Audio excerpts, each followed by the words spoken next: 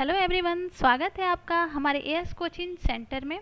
अगर आपका subject home science है और आप किसी भी एग्ज़ाम की तैयारी कर रहे हैं तो मेरे सारे ही वीडियो आपके लिए काफ़ी हेल्पफुल होंगे। वीडियो अच्छी लगे तो लाइक शेयर सब्सक्राइब ज़रूर कीजिएगा, क्योंकि आपका एक लाइक, एक शेयर, एक सब्सक्राइब मुझे मोटिवेट करता है। तो मुझे मोटिवेट करने के लिए एक लाइक, एक शेयर, एक सब्सक्राइब ज़रूर करें। तो आज का हमारा प्रैक्टिस सेट 33 नंबर है। देखते हैं, आज मैंने वैसे कोशिश की थी कि 125 का मैं प्रैक्टिस सेट कराऊँ, बट देखते हैं कितनी हो पाती है, क्योंकि आज बहुत से डिस्टर्बेंस हुई है इस वीडियो को रिकॉर्ड करने में। तो देखते हैं कि कब तक होती है। अगर कंप्लीट हो जाती है तो 125, नहीं तो 50 का आज क्वेश्चन हम जरूर कंप्लीट करेंगे, और कल के सेशन में हम 125 क्वेश्चन को कंप्लीट करेंगे। तो टाइम को वेस्ट ना करते हुए आते अपने पहले क्वेश्चन पे। हमारा पहला क्वेश्चन है कि केनेथ बुक मॉडल में संचार प्रक्रिया के कितने तत्व हैं?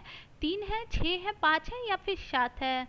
तो केनेथ बुक मॉडल में संचार प्रक्रिया के 5 तत्व हैं। ऑप्शन सी सही हो जाएगा। आते हैं हम अपने नेक्स्ट क्वेश्चन पे। आज मैं थोड़ी जल्दी जल्दी करा रही हूँ, क्योंकि मैं नहीं चाहती कि बीच में कोई भी डिस्टर्बेंस आए और वीडियो को मुझे छोड़ना पड़े। तो अभी मैं जल्दी जल्दी कोशिश कर रही हूँ कि अगर हो सके तो 125 क्वेश्चन हम कंप्लीट कर लें, नहीं तो 50 तो पक्का करेंगे। तो एक दर्जन केले का मूल्य 10 रुपये 8 पैसे है, तो एक केले की कीमत कितनी होगी? तो 0.9, 0.09 या फिर 1.08 या फिर 5.9।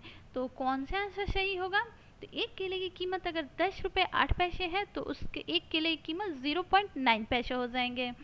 चलिए आते हैं नेक्स्ट क्वेश्चन पे। क्वेश्चन नंबर 3 है, त्रिकोणीय पट्टियों को प्राथमिक चिकित्सा और गलपट्टी के लिए घर में रखना अत्यधिक महत्वपूर्ण है।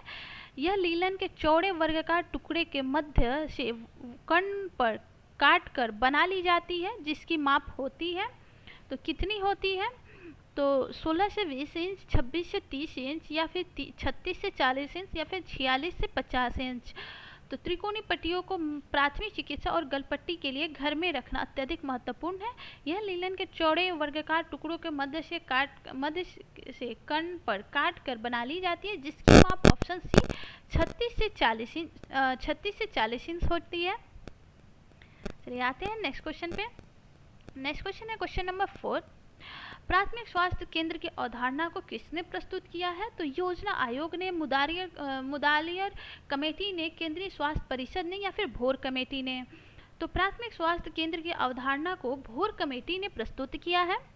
नेक्स्ट क्वेश्चन है क्वेश्चन नंबर 5 की परिचारिका को ज्ञान होना चाहिए तो कोमल, कोमल तथा हंसमुख, कठोर या फिर इनमें से कोई नहीं? थी यहाँ पे हमारा आंसर हो जाएगा इनमें से कोई नहीं, क्योंकि यहाँ पे ज्ञान के बारे में पूछा है, स्वभाव के बारे में नहीं। तो चलिए आते हैं नेक्स्ट पे कि किसी भी अध्ययन से संबंधित मूलभूत शोध कार्य के समूह को कहते हैं। तो संदर्भिका कहते हैं, साहित्य पूर्वावलोकन कहते हैं, परिशिष्ट कहते हैं या फिर भूमिका कहते हैं? तो किसी भी अध्ययन से संबंधित मूलभूत शोध कार्य के समूह को संदर्भिका कहते हैं। ऑप्शन ए सही हो जाएगा। आते हैं हम नेक्स्ट क्वेश्चन पे। नेक्स्ट क्वेश्चन है कि किसी विशिष्ट परिस्थिति या समूह या व्यक्ति की विशेषताओं को ठीक ठीक से चित्रित करने का अध्ययन है। अन्वेषणात्मक है, प्रयोगात्मक है, वर्णनात्मक है या फिर सभी है? तो किसी विशिष्ट परिस्थिति या समूह या व्यक्ति की विशेषताओं को ठीक ठीक से चित्रित करने का अध्ययन, ये सारे ही हो जाएंगे। ऑप्शन डी सही हो जाएगा। अन्वेषणात्मक, प्रयोगात्मक एवं वर्णनात्मक। चलिए आते हैं नेक्स्ट क्वेश्चन पे। नेक्स्ट क्वेश्चन है क्वेश्चन नंबर 8। पहली पंचवर्षीय योजना कब लागू हुई थी? 1947, 1951, 1948 या फिर 1952? तो पहली पंचवर्षीय योजना सन 1951 में लागू हुई थी। नेक्स्ट क्वेश्चन है कि MGNRIGA में कितने दिनों का वेतन रोजगार गारंटी होती है? जैसे कि यहाँ पे मनरेगा के बारे में पूछ रहा है, तो 100 दिन, 200 दिन, 300 दिन या फिर 365 दिन? तो यहाँ पे हो जाएगा ऑप्शन नंबर ए 100 दिन। चलिए आते हैं नेक्स्ट क्वेश्चन पे। नेक्स्ट क्वेश्चन है हमारा कि वातावरण में कौन सी गैस मुक्त अवस्था में स्वपोषीय के विकास का कारण है? तो नाइट्रोजन, ऑक्सीजन, ओजोन या फिर कार्बन डाइऑक्साइड? तो स्वपोषीय के विकास का कारण है, तो आप सभी आसानी से टिक कर जाएंगे ऑक्सीजन। ऑप्शन सी सही हो जाएगा। नेक्स्ट क्वेश्चन पे आते हैं हम। नेक्स्ट क्वेश्चन है हमारा कि एरोसॉल में पाए जाने वाले उस रासायनिक घटक को बताइए जो ओजोन परत की कमी में सहायता करती है। तो hydrogen peroxide, chlorofluorocarbon, ethyl alcohol या फिर मिथाइल अल्कोहल? तो क्वेश्चन नंबर 11 का आंसर हो जाएगा option number B, chlorofluorocarbon. I hope कि इसका आंसर आप लोगों को टिक करने में ज़्यादा दिक्कत नहीं आई होगी, क्योंकि बचपन से हम ये क्वेश्चन पढ़ते आ रहे हैं। तो चलिए आते हैं नेक्स्ट क्वेश्चन पे। नेक्स्ट क्वेश्चन है कि एक गुर्दा एक डैश स्रावित करता है जिसमें रीनल एरिथ्रोपोइटिक कारक कहते हैं, जिसे हम रीनल एरिथ्रोपोइटिक कारक कहते हैं। एंजाइम, रसायन, अम्ल या फिर हार्मोन गुर्दा क्या स्रावित करता है? तो इसका आंसर हो जाएगा ऑप्शन नंबर ए, गुर्दा एंजाइम स्रावित करता है। नेक्स्ट क्वेश्चन पे आते हैं कि किस स्थान पर प्रतिबिंब नहीं बनता है, वह प्रकाश की किरणें केंद्रित नहीं होती हैं। तो रोडॉप्सिन, अंधबिंदु, पित्तबिंदु या फिर अंध तथा स्पष्ट बिंदु। तो किस स्थान पे प्रतिबिंब नहीं बनती है? तो वो हो जाएगा ऑप्शन बी, अंधबिंदु पे। मस्तिष्क क्षति के कारण गत्यात्मक शिथिलता है, तो मिर्गी, मांसपेशीय दुर्विगाम और मस्तिष्क पक्षाघात एवं गठिया। तो क्या हो जाएगा मस्तिष्क क्षति का कारण? तो यहाँ पर हो जाएगा ऑप्शन नंबर सी, मस्तिष्क पक्षाघात। ऑप्शन सी सही हो जाएगा। चलिए आते हैं नेक्स्ट क्वेश्चन पे कि खून में फास्टिंग ग्लूकोज की सामान्य संघनता होती है।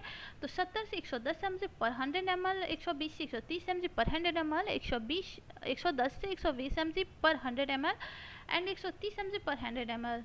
तो यहाँ पे ऑप्शन नंबर बी सही हो जाएगा, 110 से 120 mg पर 100 ml। खून में फास्टिंग ग्लूकोज की सामान्य संघनता 110 से 120 mg पर ml होती है। आते हैं हम अपने नेक्स्ट क्वेश्चन पे।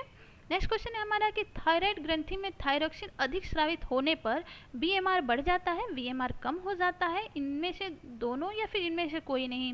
तो दोनों और कोई नहीं, ये तो होगा नहीं। तो यहाँ पे ऑप्शन हो जाएगा ऑप्शन बी, बीएमआर कम हो जाता है। नेक्स्ट क्वेश्चन है हमारे कि एसिड माध्यम में प्रोटीन पाचन के लिए कौन सा एंजाइम उत्तरदायी मतलब कि जिम्मेदार है? पेप्सिन,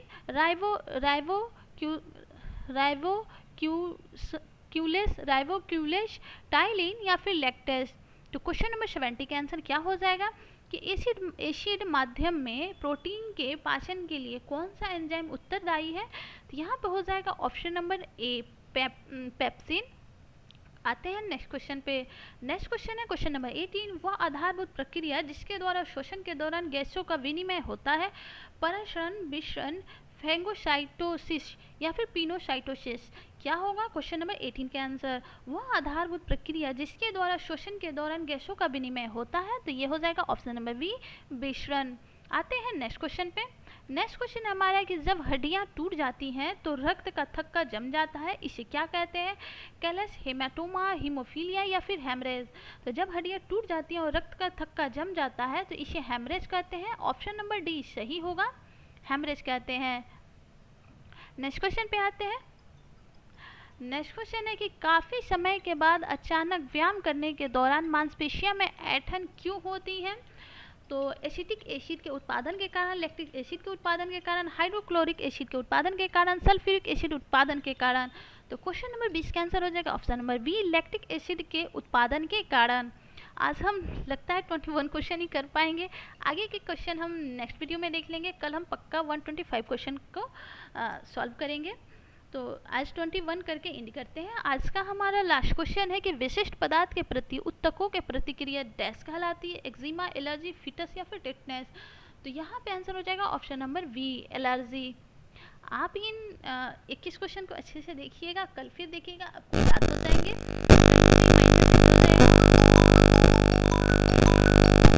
तो मिलते हैं नेक्स्ट वीडियो में।